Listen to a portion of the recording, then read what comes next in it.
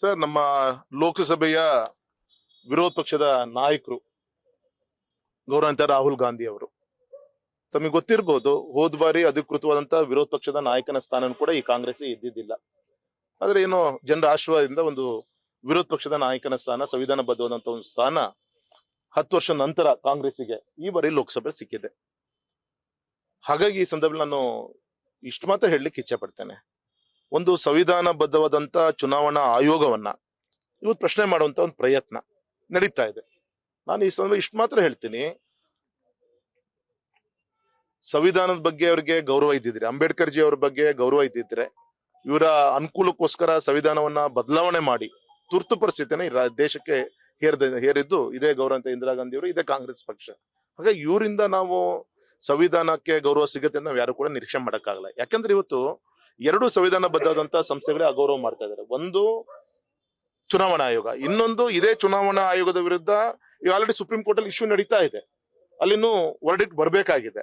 ಈಗ ಆಲ್ರೆಡಿ ಬೀದಿಗಿದ್ದು ಹೋರಾಟ ಮಾಡಿ ಮೊಸಳೆ ಕಣ್ಣೀರ್ ಹಾಕ್ತೀನಿ ಅಂತೇಳಿ ಏನು ಹೊರಟಿದ್ದಾರೆ. ಈ ರೀತಿ ಸಂವಿಧಾನಬದ್ಧ ಸಂಸ್ಥೆಗಳಿಗೆ ಅಗೌರವ ಮಾಡುತ್ತದೆ ಈ ಕಾಂಗ್ರೆಸ್ ಇಂದ ಅವತ್ತಿಂದನೂ ಕೂಡ ಬಂದಂತ ಒಂದು ಬಡವಳಿಯದು. ಅದನ್ನ ಮುಂದುವರ್ಸ್ಕೊಂಡು ಹೋಗ್ತಾ ಇದ್ದಾರೆ. ಈಗ ಪ್ರಶ್ನೆ ಮಾಡಿದ್ರೆ ಅವಾಗ ಮೊನ್ನೆ ಕಾಂಗ್ರೆಸ್ ಸರ್ಕಾರ ಆಡಳಿತಕ್ಕೆ ಬಂತಲ್ಲ ಕರ್ನಾಟಕದಲ್ಲಿ, ಅವತ್ತೇ ಪ್ರಶ್ನೆ ಮಾಡ್ಬೋದಿತ್ತಲ್ಲ. ಪಂಜಾಬ್ ಅಲ್ಲಿ ಕಾಂಗ್ರೆಸ್ ಸರ್ಕಾರ ಆಡಳಿತಕ್ಕೆ ಬಂತ, ಅವತ್ತು ಮಾಡ್ಬೋದಿತ್ತಲ್ಲ.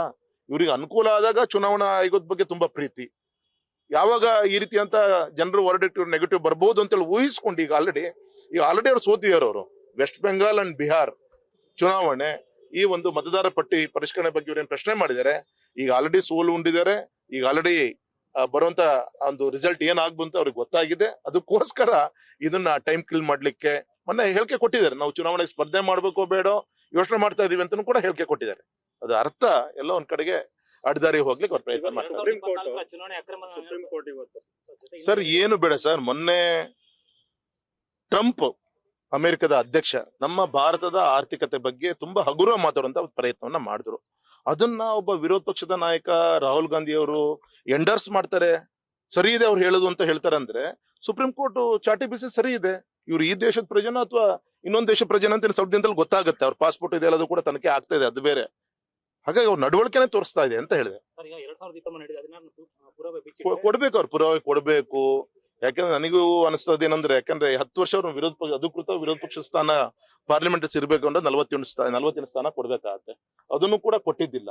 ಮೋಸ್ಟ್ಲಿ ಅದನ್ನ ಆತರ ಮಾಹಿತಿ ಏನಾದ್ರೆ ಕೊಡ್ಲೇಬೇಕಾರೆ ಈಗಿರೋ ವಿರೋಧ ಪಕ್ಷ ನಾಯಕನ ಸ್ಥಾನನು ಕೂಡ ಈಗೇನು 101 ಸೀಟ್ ಬಂದಿದೆ, ಕಮ್ಮಿ ಆಗ್ಬೋದು ಅಂತ ನಂಗೆ ಅನ್ಸುತ್ತೆ ಎಲ್ಲ ಒಂದ್ ಕಡೆ. ಹಾಗಾಗಿ ಹೇಳ್ತಿರ್ಬೋದು ಅನ್ಸುತ್ತೆ.